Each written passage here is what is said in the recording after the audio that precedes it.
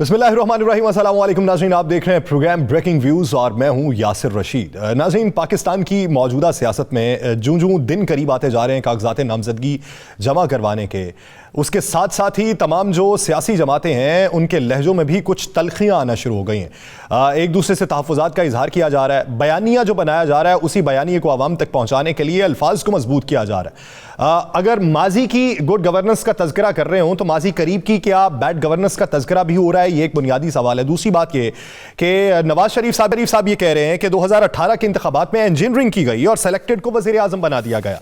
हमने खुद अपने पाँव पर कुल्हाड़ा मारा, लेकिन अगर खुदा ने मौका दिया तो मुल्क को इस गर्दाब से निकालेंगे। जबकि दूसरी तरफ chairman peoples party Bilawal Bhutto Zardari साहब कहते हैं कि पुरानी रवायती सियासत को दफन करना होगा, हमें नई जिद्दत की सियासत करना होगी। वो पैगाम जो बुनियादी तौर पे देना चाह रहे हैं और अट्रैक्ट करना चाह रहे हैं लोगों को और नए जो वोटर्स हैं उनको, तो उनका ये बयानिया किस हद तक कारगर साबित होगा हालिया आने वाले इंतखाबात में।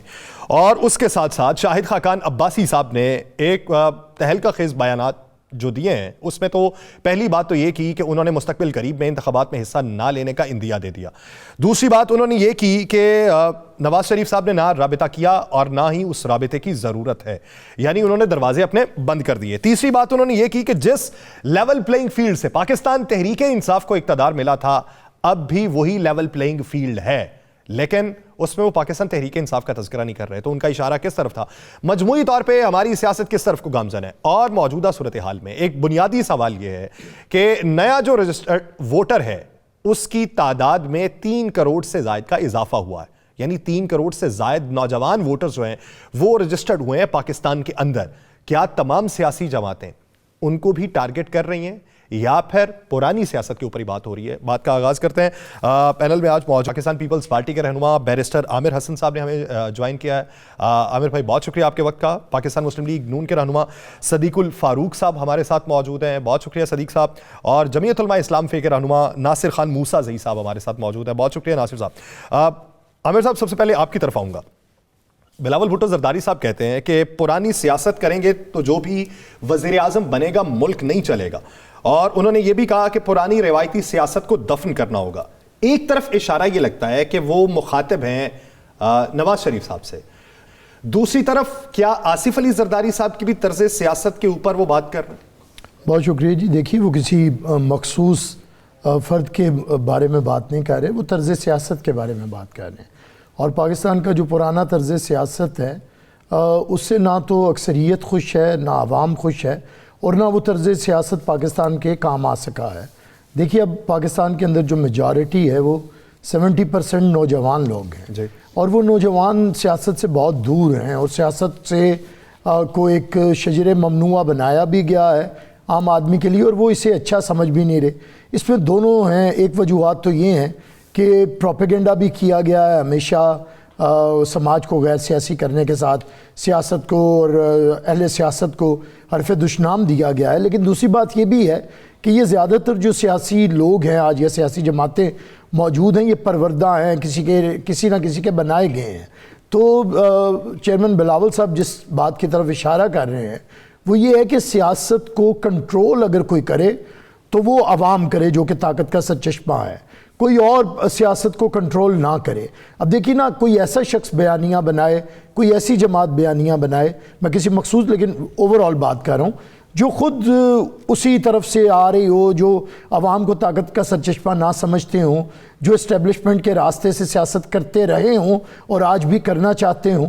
तो बिलावल साहब इस चीज़ को एड्रेस कर रहे हैं। वो चाहते हैं कि पाकिस्तान के अंदर मेजॉरिटी को हाकमियत दिया जाए और वो आएँ। जहाँ तक आपने प्रेसिडेंट आसिफ अली जरदारी की बात की, देखिए प्रेसिडेंट आसिफ अली जरदारी ने वही सियासत की है जो पाकिस्तान पीपल्स पार्टी की सियासत है। और आप अगर रिसेंट इलेक्शन 88 से चले जाएं, जितने भी एक तारीख़ है जनरल ज़िया के बाद, तो पीपल्स पार्टी कभी भी इस्टेब्लिशमेंट की मदद से ना तो इक़्तिदार में आई है, ना हमने इत्तेहाद बनाए हैं, ना हम पे किसी का एहसान है, खा वो जनरल हमीद गुल हो या वहाँ से लेके जनरल फैज़ हमीद तक हो। तो हम समझते हैं कि पाकिस्तान के अंदर अब ये खेल بند ہونا چاہیے, عوام کی طرف دے. آج بھی دیکھیے تو سیاست کیا ہو رہی ہے, جو بلاول صاحب پیغام دینا چاہتے ہیں کہ نوجوان چاہتے ہیں کہ کوئی سیاسی جماعت اپنا پروگرام دے, اپنی بات کرے, لیکن سیاسی جماعت تو کہیں اور سے پروگرام لے رہی ہیں, اور ہو کیا رہا ہے کہ وہ لیڈر آ کے. میں آپ کی اسی بات میں کتھا کلامی کے لیے معذرت چاہتا ہوں. یہ جو آپ نے بات کی کہ ہم عوام کے کندھوں پہ آنا چاہتے ہیں, آپ کو یاد ہوگا یہ ماضی قریب میں جب پی ڈی ایم کی حکومت جا رہی تھی تو بلوچستان میں آصف علی زرداری صاحب نے بہت سے رابطہ کیے تھے, بہت سے لوگوں نے آپ سے وعدے وعید کیے تھے, لیکن ان لوگوں کے بارے میں آپ کی یہ رائے یہ ہوتی تھی کہ اشارہ ہونے پہ اپنی وفاداریاں تبدیل کرتے ہیں. پھر اس کے بعد وہ پاکستان مسلم لیگ نون کے ساتھ ہو گئے, تو آپ نے یہ کہنا شروع کر دیا کہ ہمارے ساتھ وعدے کر کے یہ ادھر کو گئے ہیں تو کوئی وجہ ہے. تو آپ کے ساتھ جو پہلے وعدے تھے وہ کس منطق کی بنیاد پہ تھے, اور اگر ادھر جاتے آپ دیکھ رہے ہیں تو وہ پھر اس میں کون سی مصلحت؟ دیکھیے آپ کے سوال میں ہی آپ کا جواب ہے. اگر تو وہ ہمارے ساتھ وعدے کر کے کہیں اور گئے ہیں تو اس سے صاف اندازہ کر لیں کہ وہ پھر کسی کی وجہ سے ہمارے سے وعدے نہیں کر رہے تھے, وہ ہماری پولیٹیکل ایکسرسائز تھی. میں بلوچستان کا ابھی بھی آپ کو بتا دیتا ہوں کہ ابھی تک میاں صاحب گئے ہیں وہاں پہ پی ایم ایل این کی طرف سے, میاں صاحب نے کوئی پولیٹیکل ایکٹیویٹی نہیں کی. میاں صاحب ایک ہوٹل میں گئے ہیں, چند الیکٹیبلز کو ملے ہیں, چند کا شکار کیا ہے, بوری میں ڈالا ہے اور انہیں لاہور لے آئے ہیں. لیکن ہم جب بھی بلوچستان میں گئے ہیں وہاں پہ ورکرز کنونشن کیے ہیں, بار ایسوسیشنز میں گئے ہیں, لوگوں کے ساتھ رابطہ کیا ہے, تو ہم کہتے ہیں سیاست کریں, ڈرائنگ رومز کے پیچھے بیٹھ کے سازشیں مت کریں, اور لوگوں کو یہ مت بتائیں کہ سیاست یہ ہے کہ اگر کوئی مینوور کرے گا, اگر کوئی وہ میاں صاحب کے لفظ ہیں کہ خلائی مخلوق کی نہیں سننی چاہیے, میاں صاحب کے لفظ ہیں کہ کٹ پتلیاں نہیں بننا چاہیے. ہم یہ کہہ رہے ہیں کہ اگر آپ ہی نے تھوڑے عرصے کے لیے چاہے لوگوں کو یہ بات سنائیے, ہم تو ازل سے یہ بات سنا رہے ہیں. تو میاں صاحب نے سنائی تھی خلائی مخلوق کی نہ مانے, پپٹ نہ بنے, کٹ پتلیاں نہ بنے, تو ہم یہی انہی کی بات کہہ رہے ہیں. تو ہم جب سیاست کرتے ہیں بلوچستان کے اندر تو ہم عوام سے رابطہ کرتے ہیں, ہم ڈرائنگ روم میں کسی سے نہیں کروا لیتے. جو بھی شمولیت کر رہے ہیں ورکرز کنونشن میں, عوام کے سامنے, عوام کے یکجہتی کے ساتھ اور عوام کے پریشر کے اوپر, تو ہم یہ کہتے ہیں کہ سیاست کریں, عوام کی سیاست کریں. اس لیے نئے طرز سیاست کی ضرورت ہے. اگر آپ نے 40 سال 45 سال پہلے بھی یہی سیاست کی تھی کہ کوئی آپ کو اتحاد بنا کے دے گا, کوئی آپ کو 2/3 اکثریت دے گا, کوئی آپ کو بنائے گا, اور آج بھی اگر 45 سال کے بعد وہی کرنا ہے تو یہ پاکستان کے نہ عوام کو قبول ہے, نہ اکثریت کو قبول ہے, اور پاکستان پیپلز پارٹی کو بالکل قبول نہیں. پاکستان پیپلز پارٹی کو بالکل قبول نہیں. صدیق الفاروق صاحب, جس طریقے سے بات عامر حسن صاحب کر رہے تھے کہ اگر آپ نے پرانی سیاست ہی کرنی ہے, سوال یہ پیدا ہوتا ہے کہ ابھی بھی سیاسی جماعتیں یہ سوچ رہی ہوں کہ کہاں پہ سیٹ ایڈجسٹمنٹ کر کے مواقع حاصل کیے جا سکتے ہیں, کس کے ساتھ اتحاد کیا جا سکتا ہے, کون سے الیکٹیبلز کو اپنے ساتھ شامل کیا جا سکتا ہے, جب سیاسی جماعتوں کے منشور کے اندر یا ان کی ترجیحات کے اندر وہ نیا ووٹر ہی موجود نہیں ہے جو نیا رجسٹرڈ ہو رہا ہے, اور ان میں وہی پرانے لوگ ہیں. میں پرانے لوگوں کی نفی نہیں کر رہا, ذات کسی کی نفی تو کی نہیں جا سکتی, اگر موجود ہے, اس کی اکثریت ہے یا اس کی حیثیت ہے تو اپنے تئیں موجود ہے, لیکن نئے لوگوں کو جب آپ نے پارٹی میں شامل ہونے کی ترغیب نہیں دینی تو کس طریقے سے بہتر سیاست ہو سکتی؟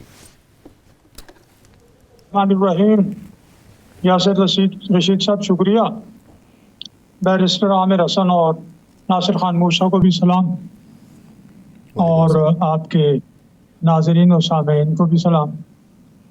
میں پہلے تو آپ نے ایک شاہد خاقان عباس صاحب کے حوالے سے ایک بات کی کہ انہوں نے کہا ہے کہ جی میں انہوں نے بلایا نہ میں جاتا ہوں. میں نے انہیں پرسوں خود سنا اپنی تاریخ کے موقع پہ, ان کے اپنے منہ کے الفاظ جب سوال کر رہے تھے اخبار نویس, تو انہوں نے کہا کہ مجھے جب بھی میاں صاحب بلائیں گے, لاہور 4 گھنٹے کا راستہ ہے, میں بالکل جاؤں گا اور ملوں گا. اس لیے آپ نے شاید کہیں کسی سوشل میڈیا کی کوئی سرخی پڑھ لی ہے, کیونکہ آج کل سوشل میڈیا پہ بہت باتیں ہیں ادھر ادھر کی جو ہے وہ لوگ چلا رہے ہیں, ان میں حقیقت نہیں ہوتی. سر آپ تذکرہ کر رہے ہیں 3 دن پہلے کا, میں بیان کر رہا ہوں آج کی روداد.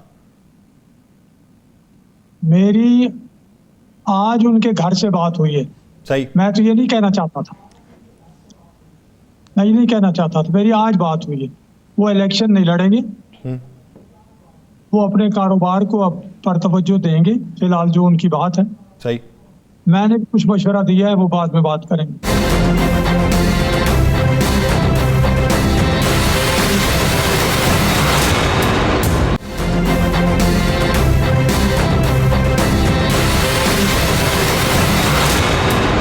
صحیح، میں آپ کی باتیں میں منوان تسلیم کرتا ہوں، لیکن اس نوجوان ووٹر کو کیا سمجھائیں گے جو 2017 میں تقریباً کوئی 17 سال کا تھا اور 5 سالوں کے بعد وہ کوئی 22 سال کا ہے، کوئی 21 سال کا ہے، کوئی 20 سال کا ہے. اس نے وہ دور بھی دیکھا ہے کہ جب ایک مشترکہ حکومت تھی اور مشترکہ حکومت میں دعوے دار یہ تھے کہ ابتدائی 3 مہینوں میں بہتر حالات ہو جائیں گے، لیکن وہ بہتر حالات ہونے کی بجائے جس حد تک مہنگائی کے اندر اضافہ ہوا اور ڈالر کی قیمت اس وقت جس حد تک بڑھی ہے، اس کا جواز یا اس کا جواب اس نئے ووٹر کو کس طریقے سے دیں گے؟ جی بالکل، ان 5 سالوں میں وہ اور بالغ ہوا، اسے یہ معلوم ہے کہ IMF کے ساتھ معاہدہ کس نے کیا، اسٹیٹ بینک کو گروی کس نے رکھا، اور چینی ساری انویسٹمنٹ جو چائنیز انویسٹمنٹ ہے اس کے سارے ڈاکومنٹس کس نے دیے، سی پیک کو بند کس نے کیا، نیب کو کس نے انویسٹرز کے انڈسٹریلسٹ کے ٹریڈرز کے پیچھے لگایا، کون کس نے یہ کہا کہ میں جناب 100 دن میں 50 لاکھ گھر دوں گا، 1 کروڑ نوکریاں دوں گا، پھر اس نے کیا کیا، یہ بھی اسے پتا ہے، یہ بھی اسے پتا ہے، اور کہاں پہنچ گیا تھا ملک، کس طرح ڈیفالٹ ہونے والا تھا. اب اسے وہ جب جاتا ہے اسے یہ بھی پتا چل جاتا ہے کہ سائفر کیا ہے، سائفر کے ساتھ کیا کیا گیا، کس نے کہا تھا کہ آپ اس پر آپ کھیلتے ہیں، یہ ساری چیزیں اسے پتا ہے. ہم بھی اپنے ترقی کے جو کام ہیں وہ سامنے رکھیں گے کہ یہ ہمیں جب موقع ملا، یہ ترقی ہم نے، یہ ترقی ٹھیک، ہم نے کوئی غیر ملکی پریشر برداشت کیا، ہم نے دھماکے کیے. پاکستان کے لیے $5 بلین کی پیشکش ہوئی، نواز شریف کو $300 بلین اس کے ذاتی اکاؤنٹ کے لیے 5 دفعہ ٹیلی فون کیا اپنا امریکی صدر نے. نواز شریف نے کہا مجھے اپنا دفاع عزیز ہے، انڈیا نے 5 کیا تو میں 6 دھماکے کروں گا، اور پھر انہوں نے 6 دھماکے کیے. کون ہے جو غیر ملکی دباؤ برداشت کرتا ہے اور ملک کی مفاد پر کمپرومائز نہیں کرتا، یہ بھی اسے پتا ہے. ٹھیک، میں آپ کی طرف صدیق صاحب واپس آتا ہوں. ناصر خان موسیٰ عزیز صاحب، سر آپ سے سوال یہ ہے کہ جمعیت علماء اسلام فے جو ہے وہ سندھ کے اندر ایک الائنس بنا رہی تھی پاکستان پیپلز پارٹی کے مخالف. آپ کو گلے یہ ہیں کہ اندرون سندھ میں آپ کو جگہ نہیں دی جاتی، یا آپ کو یہ بھی گلے ہیں کہ ووٹ وہاں پہ جو کاسٹ ہوتے ہیں وہ آپ کے موافق نہیں ہوتے، وہ مخالف ہو جاتے ہیں، لیکن ووٹ کاسٹنگ کرنے والے آپ کے اپنے لوگ ہیں. اس کی بنسبت خیبر پختونخوا کے اندر آپ پاکستان پیپلز پارٹی سے اتحاد کر رہے ہیں. ایک صوبے میں آپ کو گلہ ہے اور اچھا خاصا گلہ ہے، اور آپ الائنس کرنے والوں میں سب سے آگے ہیں. دوسرے صوبے میں آپ الائنس کر رہے ہیں، تو اس کی وجہ کیا؟ شکریہ یاسر صاحب. بیسیکلی یہ جمہوری ایک عمل ہے کہ میرے خیال میں جہاں پر جس صوبے میں یا جہاں پر پارٹی ایک دوسرے کے ساتھ سمجھتی ہے کہ ہمیں آگے ووٹ اور ہمیں مل سکتی، تو میرے خیال میں یہ ایک جمہوری عمل ہے. اگر خیبر پختونخوا میں ہماری مولانا فضل الرحمان کی یہ جمعیت کی ہولڈ ہے اور اس کو یہ پیپل پارٹی کو یہ سمجھ رہے ہیں کہ ان کے ساتھ چل کے ہم چند سیٹیں نکال سکتے ہیں، تو مولانا نے ان کو ویلکم کہہ دیا ہے. اور جہاں پر سندھ کی آپ بات کریں تو سندھ میں جو GDA ہے، جو دوسری پولیٹیکل پارٹیز ہے لوکل، ان کے ساتھ ہمارا اتحاد ہے. تو یہ صوبے ٹو صوبے وہ ہے، یہ ہمارا کوئی ان کے ساتھ نیشنل سطح پر اتحاد نہیں ہوا ہے. تو یہی وجہ ہے میرے خیال میں کہ یہاں پر وہاں پر ہم پیپل پارٹی کے ساتھ مقابلہ کریں گے، اور ضروری نہیں کہ یہاں پہ ہم ہر سیٹ پر ان کے ساتھ وہ کریں گے. جہاں پہ چونکہ پیپل پارٹی کی خیبر پختونخوا میں کوئی خاص ایز سچ سٹیک نہیں ہے، تو ڈیفینیٹلی چند سیٹیں ہیں تو باقی وہ کہہ رہے کہ ہم جمعیت کو سپورٹ کریں گے، تو پارٹی نے اور مولانا صاحب نے ویلکم کہہ دیا ہے. عامر صاحب، سٹیک آپ کا بہت زیادہ نہیں ہے، تو جمعیت ہی بیسٹ آپشن تھا؟ دیکھیے، ان کی رائے ہے اور میں ان کی رائے کا احترام کرتا ہوں، انہیں کہنے کا حق ہے. لیکن میرے خیال سے سندھ میں ہماری کیا حیثیت ہے یا KPK میں کیا حیثیت ہے، وہ پیپلز پارٹی کی تاریخ ایک بتاتی ہے. ہمیں ان کی حیثیت سے کوئی انکار نہیں ہے، یہ ہماری حیثیت سے انکار کرتے ہیں. تو اتحاد کبھی یہ نہیں ہوتا کہ میں بہت تگڑا ہوں، تم بڑے کمزور ہو اور آ جاؤ میرے ساتھ مل جاؤ. اتحاد یہی ہوتا ہے کہ مجھے آپ کی ضرورت ہے اور آپ کی مجھے ضرورت ہے، اور سیٹوں کی ایڈجسٹمنٹ ہوتی ہے. ہمارا ایک طریقہ کار رہا ہے کہ ہم نے ایک ذاتی احترام کو ہمیشہ ملحوظ خاطر رکھا ہے، اور ہم اب رکھیں گے بھی. لیکن یہ وقت بتائے گا کہ کس کا کہاں پہ کتنا سٹیک ہے اور کون کیا ہے. پاکستان پیپلز پارٹی ایک پوزیشن رکھتی ہے، पाकिस्तान पीपल्स पार्टी ने बारहा वज़ीर आज़म बनाए हैं, अपने वर्कर्स भी बनाए हैं, अपने लीडर्स भी बनाए हैं, और कोई ऐसी जमात जिसे आज तक मरकज़ के अंदर कभी ना मिला हो, वो अगर ऐसे कहे तो फिर मैं क्या कह सकता हूँ। लेकिन बहरहाल कोई ऐसी बात नहीं, बिस्मिल्लाह, इन्हें ये अपना ज़ोर बाजू पे भरोसा रखें, हम अपना आवाम का जो एतमाद होगा उसी पे जाएंगे।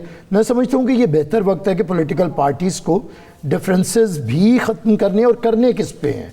पाकिस्तान पीपल्स पार्टी का जो मोटो है चेयरमैन बिलावल भुट्टो की क़यादत में, हमारा ये है कि हमारी किसी भी सियासी पर्सनैलिटी से और किसी भी सियासी जमात से कोई मुखालफत नहीं है। हमारी मुखालफत है महंगाई से, बेरोज़गारी से, गुर्बत से। उसी के लिए हम पिछले 55-56 साल से एक पाकिस्तान के अंदर जद्दोजहद करें, और आज समझते हैं कि जहाँ पे बदतरीन हालात में पहुँचे हैं, ये पुराना तर्ज़ सियासत और पुरानी चीज़ें। अब सिद्दीकुल फ़ारूक साहब मेरे बड़े ही काबिल एहतराम है, लेकिन मैं उनकी बात को ज़रा थोड़ा सा कि देखिए, बिल्कुल मोटरवे आपका क्रेडिट है, 100 दफ़ा लें हम भी आपको क्रेडिट देंगे, लेकिन हमारे क्रेडिट छीने ना। सी पैक जो है वो हमने साइन किया, अब तो चाइना भी ये कह चुका है, आप भी कहना शुरू कर दें। ग्वादर पोर्ट प्रेसिडेंट आसिफ अली जरदारी और हमारी गवर्नमेंट में दी गई थी, वो सारा साइन हुआ था। और फिर लोड शेडिंग के ऊपर जितने प्रोजेक्ट्स हमने लगाए थे उसके आपने फीते काटे थे। इसके बावजूद कि 5 साल आपने हमें बड़ा तंग किया। ख्वाजा आसिफ जाके पहलू में बैठे रहे इफ्तिखार चौधरी के, और जाके रोज़ पटिशन डालते थे, हमारे वज़ीरों को बदनाम करते थे, हमारे मंसूबे रुकवाते थे। उसके बावजूद वो जो मंसूबे हमने लगाए थे उसी की बदौलत वो रोशनी ख़त्म हुई। और हमारा ये आज का नहीं है, जब बीबी 80s में आई थी ना, अंधेरे खत्म हुए, रोशनी तो आई थी। नहीं, मैं बताता हूँ ना कैसे हुए हैं। अगर आप भी अपने वो बचपन का याद करें, मुझे भी याद है, तो वो आता था मेरे गांव में बिजली आई है, वो बेनज़ीर भुट्टो का ये मंशूर था। हम तब से 88 से ये काम कर रहे हैं, जब मुल्क में अंधेरे थे, हर तरह के अंधेरे थे, जहल का भी अंधेरा था और बिजली ना होने का भी अंधेरा था। आपने सी पैक भी ले लिया, गवादर भी ले लिया, हमारा ना लिया नहीं। आप गूगल करें और देख लें। मैं बता रहा हूं ना, तो वो फिर उनकी क्रेडिट लिस्ट के अंदर मैं डालता हूँ भी उनकी क्रेडिट लिस्ट में कोई चीज़ें। तो मैं कहता हूँ कि जब सिद्दीकुल फारूक साहब लकीर के उस तरफ थे, जब जहल वालों का अंधेरा था उसके साथ थे, और लोड शेडिंग का अंधेरा था तो उसके साथ थे, हम दूसरी तरफ थे। फिर हमें इन्हें हाथ पकड़ के अंधेरे से रोशनी की तरफ मुशर्रफ जमहूरियत करके लेके आए। इनके क्रेडिट में ये चीज़ है, इनके क्रेडिट में IJI है, इनके क्रेडिट में सियासी जमातों का, आपकी जुमले की इख्तरा अच्छी है। हाँ, इनके क्रेडिट में छंगा मांगा ऑपरेशन है, इनके क्रेडिट में हमारी अक्सरियत छीन के पंजाब में और लोटों के बलबूते पे हुकूमत बनाना है, इनके क्रेडिट में अपने मुखालफीन पे मुकदमात बना के उस वक़्त की साबिक वज़ीर आज़म के शौहर को 9 साल जेल में रखना है। हमारे किसी मुकदमे में ये एक दिन भी जेल में नहीं गए। आज तक ये रोना रोते हैं कि मियाँ शरीफ साहब को अरेस्ट किया गया, वो दोपहर को किया गया और मगरिब से पहले पहले छोड़ भी दिया गया, लेकिन वो नहीं ये भूल रहे। और हमें 9-9 साल इन्होंने जेल में डाला है, वो नहीं याद। और दूसरी बात कि अब लोग ज़ाती दुखड़ों के ऊपर, मैं इसलिए कहता हूँ कोई जमात अपने ज़ाती दुखड़े ना रोए कि मुझे हथकड़ी लग गई, मेरे सामने ये हो गया, मेरे भाई हमसे ज़्यादा दुखड़े किसके हैं? हमारा दुखड़ा तो अब सुप्रीम कोर्ट रो रही है कि इन्हें कत्ल किया है, हमारा दुखड़ा तो दुनिया रोती है। सिद्दीकुल फारूक साहब के लीडर की तकरीर सजती है अगर मेरे लीडरों का जिक्र करे कि एक वज़ीर आज़म को फांसी दे दी गई, एक को शहीद कर दिया गया, तो बीच में फिर आपकी फिल्म भी चल जाती है कि मुझे हथकड़ी लगी। तो चलती हमारे क्रेडिट में जो है वो नहीं ले सकते आप। तो इसलिए अपनी अपनी बात करें। मैं यही चाहता हूं कि अपनी बात की जाए, और आज वक्त नहीं है कि लोगों को 1997 की कहानी सुनाए कि 1997 में हमने, अभी देखे ना कितने माशाल्लाह पुराने सियासतदान हैं ना, सिद्दीकुल फारूक साहब कहते हैं कि नौजवान 2017 को याद कर रहे हैं, तो नौजवान 2022 को भी याद कर रहे हैं। आप उसका तस्करा नहीं करते, डायरेक्ट फास्ट फॉरवर्ड रिमाइंड करके जाके 2017 में बैठ जाते हैं। जरा 2022 में बैठे। कभी कभी सिद्दीकुल फारूक साहब मियाँ शहबाज शरीफ का भी नाम लिया करें, वो तो अभी अहल हैं, मियाँ साहब तो अभी डिस्क्वालीफाई हैं, तो अहल शख्स का नाम नहीं ले रहे हैं। इतना क्या मियाँ शहबाज शरीफ के साथ इन्हें सौतेलापन है कि उनका नाम ही नहीं लेते। चले मैं उनसे सारे घबराते हैं, उन्हें ऑन ही नहीं करते। हमें कह देंगे ऑन करें, हम तो कर लेंगे, पहले आप तो करें, घर वाले तो करें यार, हम तो कर ही लेंगे।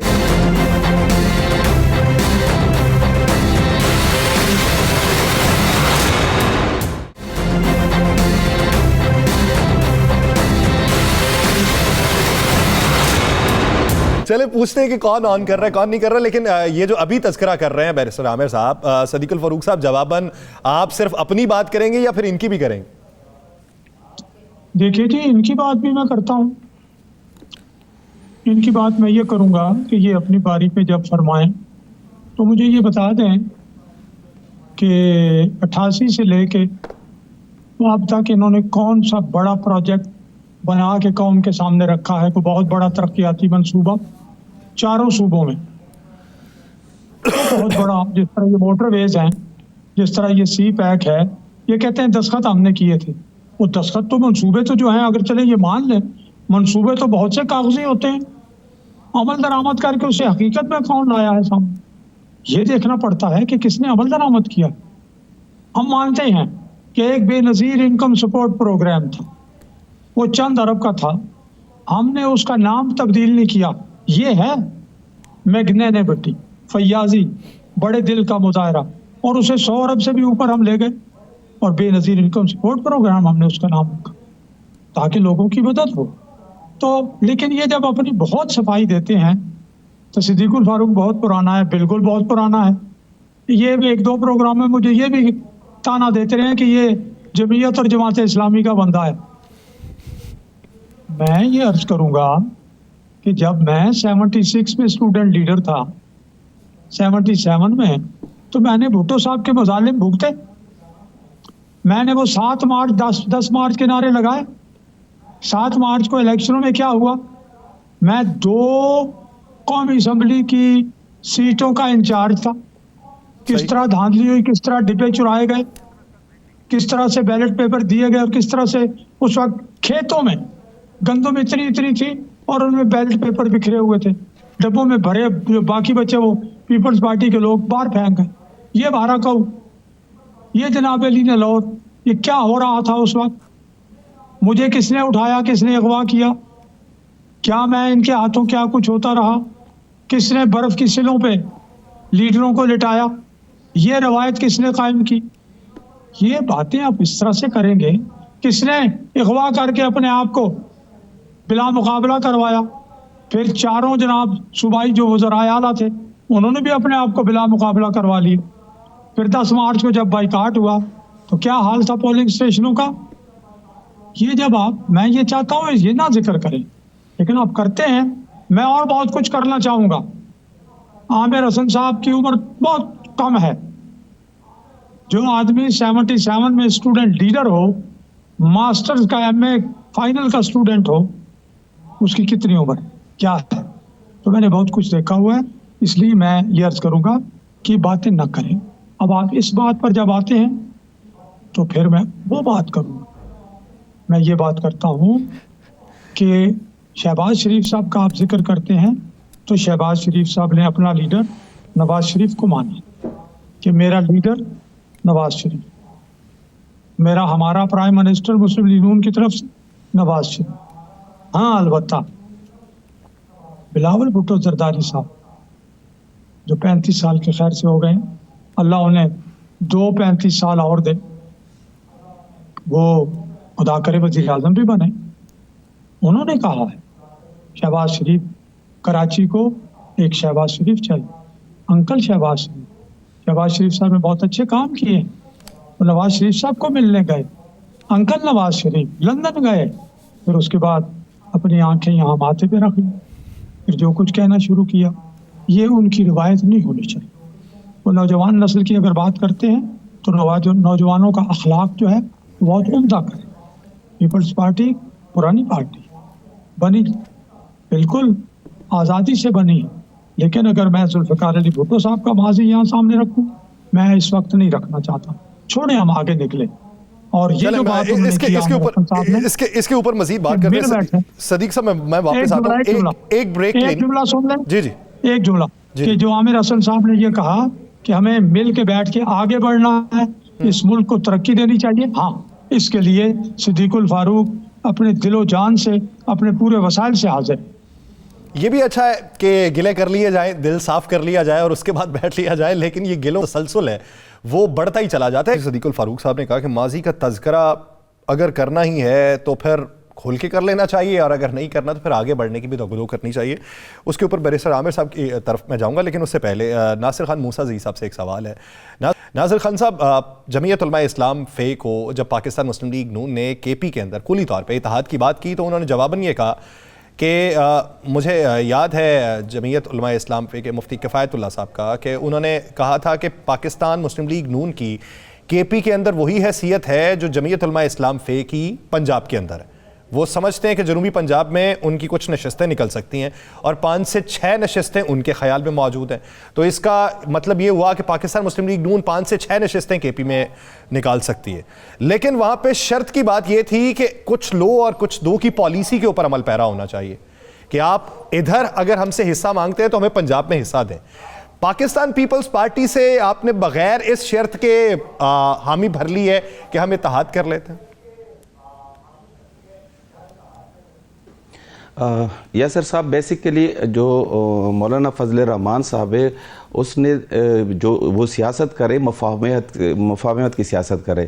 بیرسٹر صاحب ایک طرف کہہ رہے ہیں کہ ہمیں ساری چیزوں کو بھلا کے آگے جانا چاہیے اور ایک دوسرے سے مل کے پاکستان کے لیے اور اس قوم کے لیے سیاست کرنی چاہیے, لیکن دوسری طرف وہ ساری باتیں وہ کہہ جاتے ہیں جو میرے خیال میں جو ان کو اپوزیشن میں یا کسی چیز میں بیٹھ کے وہ کہتے ہیں.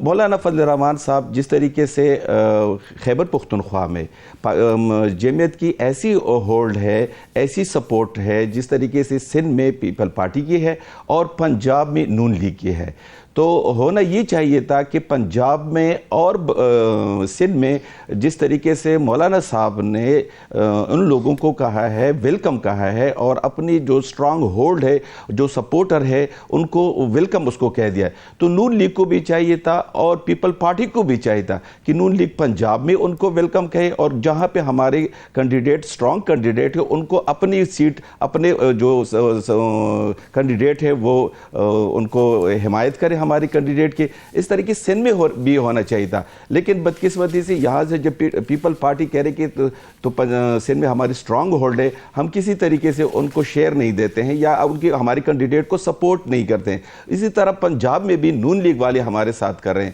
تو یہ مولانا صاحب کا بڑا پن ہے کہ اپنے سٹرانگ ہولڈ کی ایریا میں بھی ان کو ویلکم کہتے ہیں اور ان کو اپنے ساتھ چلاتے ہیں, تو یہ ہوتی ہے مفاہمت. تو میرے خیال میں نون لیگ کو بھی اور پیپل پارٹی کو بھی چاہیے کہ جس طریقے سے مولانا صاحب ان کو ویلکم کہتے ہیں, ان کا ساتھ دیتے ہیں, وہ بھی اپنے دو صوبے میں ان کو ویلکم کر ان کو جگہ دے.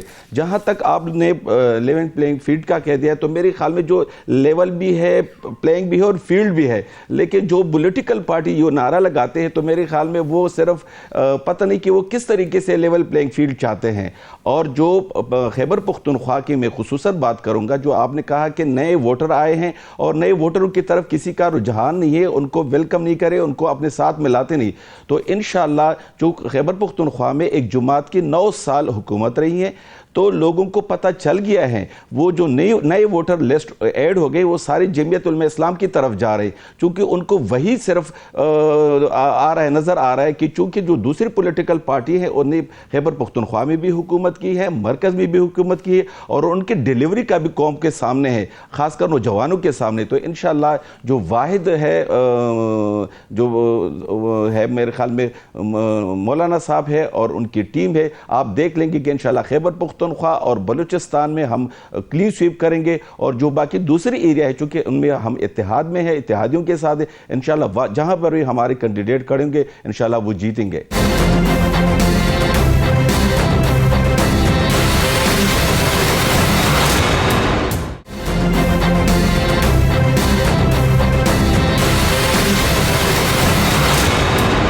صدیق الفاروق صاحب جی کیا کہنا چاہ رہے ہیں سر؟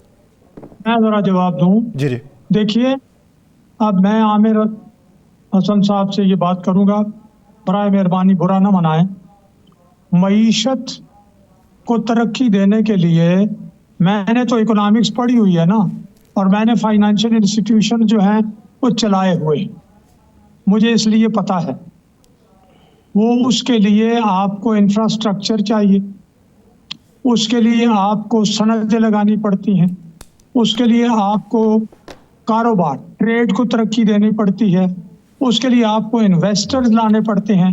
وہ آئیں گے, انویسٹمنٹ کریں گے, کارخانے لگیں گے, تاجر جو ہے وہ تجارت بڑھے گی, ایکسپورٹ امپورٹ بڑھے گی, تو لوگوں کو روزگار ملے گا.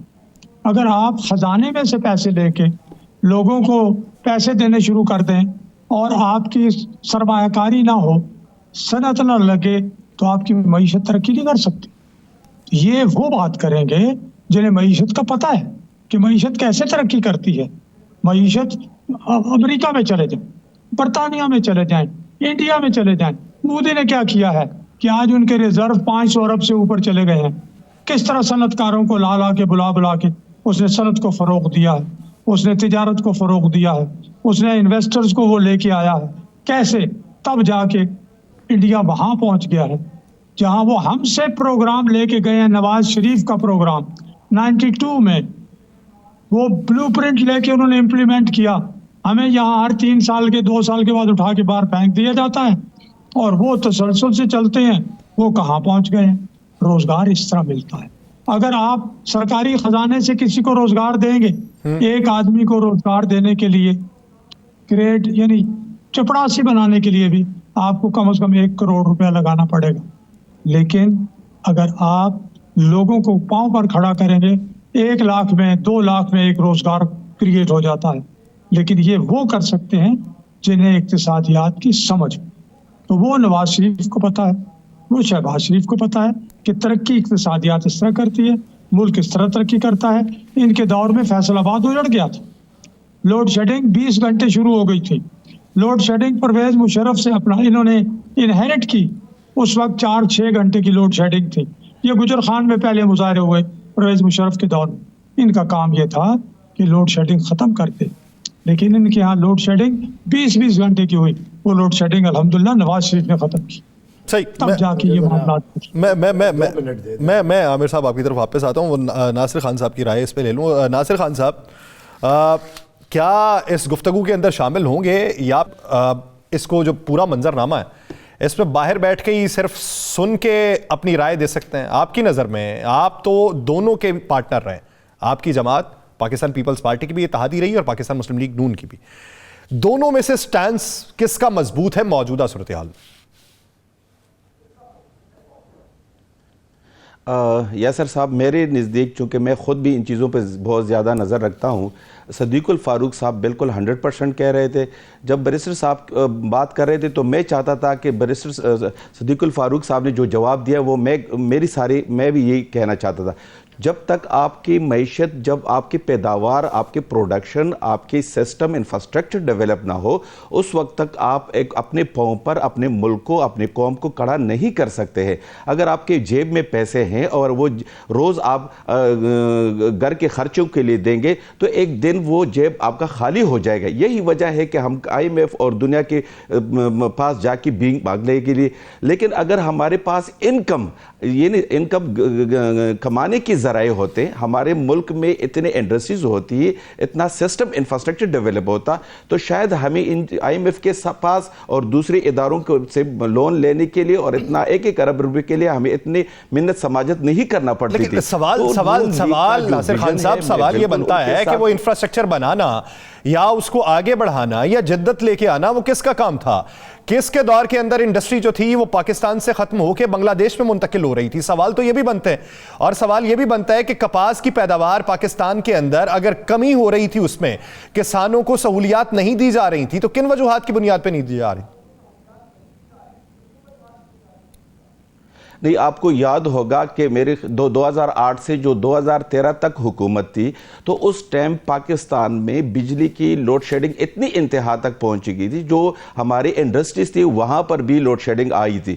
لیکن 2013 سے جو 2018 تک جو حکومت آئی ہیں تو وہ انڈسٹریز جو پروڈکشن اور پیداوار کرتے تھے, جس سے ایکسپورٹ ہو رہا تھا اور ہمیں انکم کے ایک ذرائع تھا اور لوگوں کو روزگار کے مواقع مل رہے تھے, تو وہ دوبارہ وہ سٹارٹ ہو گئے. اگر اس کا तसलसल होता तो आज हमारी इंडस्ट्री इस तरह सी पैक को जो 2013 में स्टार्ट हुआ है और फिर 2018 में उनको ताले लग गए, अगर उसको कंटिन्यू रखा जाता तो मेरे ख्याल में आज हमारी इंफ्रास्ट्रक्चर रोड की भी, हमारी इंडस्ट्रीज की भी और हमारे जो दूसरे इदारे थे वो इतना हो जाता कि आज हम उनसे हमें रेवेन्यू इकट्ठा होता। लेकिन बदकिस्मती से जो जहां से हमें रेवेन्यू इकट्ठा होती है उनकी तरफ हमारे ध्यान नहीं होता है, और जहां से हमें तैयार फसल होती है बस उसको सिर्फ काट के हम खा लेते हैं। तो मेरे ख्याल में जो सदीकुल फारूक कह रहे हैं, अगर उन चीजों पे हम बुनियादी बेसिक चीजें वो हम बुनियादी चीजों पे मैं ठीक, आपका मौक़िफ़ आ गया। प्रोग्राम का ज़राई मुल्क है, ज़राअत के ऊपर लगाएं। प्रोग्राम का वक्त होने वाला है, लेकिन ये बहस अगर इसको तूल दी जाए तो बहुत ज्यादा बढ़ेगी। पाकिस्तान की सियासी जमातें लाहेअमल एक ऐसा बनाएं कि जो जिद्दत पसंदी के साथ मशरूत हो और उसी को लेके आगे बढ़ें। बहुत शुक्रिया सदीकुल फारूक साहब, बैरिस्टर आमिर हसन साहब और नासिर खान मूसा ज़ई साहब इस हवाले से अपना वक्त देने के लिए। नाज़रीन, मुझे दीजिए इजाज़त, मुलाकात होगी कल। अल्लाह निगहबान।